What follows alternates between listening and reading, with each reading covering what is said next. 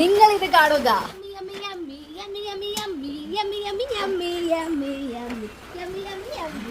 മഴ മഴ ഉള്ളിൽ. സോ ഇന്നത്തെ ലിയോ ലൈവിയുടെ ബ്രേക്ക്ഫാസ്റ്റ് എന്താന്ന് നോക്കിയാലോ.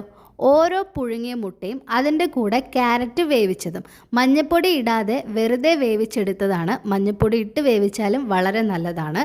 ഇനി ഇതിൻ്റെ കൂടെ ലിയോ ലാവിയുടെ ഫേവറേറ്റ് ആയിട്ടുള്ള പഴുത്ത പപ്പായയും.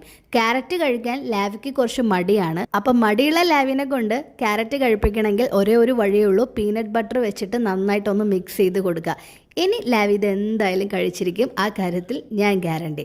ലിയോന് പിന്നെ ക്യാരറ്റൊക്കെ ഭയങ്കര ഇഷ്ടമാണ് കേട്ടോ. അപ്പോൾ നമുക്കിത് വേഗം അവർക്ക് കൊണ്ടു കൊടുക്കാം. പിന്നെ ഇപ്പോൾ കുറച്ച് നാളായിട്ട് ലിയോ ലാവിക്ക് നമ്മൾ 2 മീൽ എന്നുള്ളത് 3 മീലാക്കി കൂട്ടിയിട്ടുണ്ട്. അതിൻ്റെ കാരണം എന്താണെന്ന് വെച്ചാൽ ലിയോ ലാവി കഴിക്കുന്ന ചോറിൻ്റെ അളവ് ഞങ്ങൾ നല്ലപോലെ കുറച്ചു. അപ്പോൾ അവർക്ക് വിശക്കാതിരിക്കാൻ വേണ്ടിയിട്ടാണ് ഈ ബ്രേക്ക്ഫാസ്റ്റ് പരിപാടി ഞങ്ങൾ ഒപ്പിച്ചത്.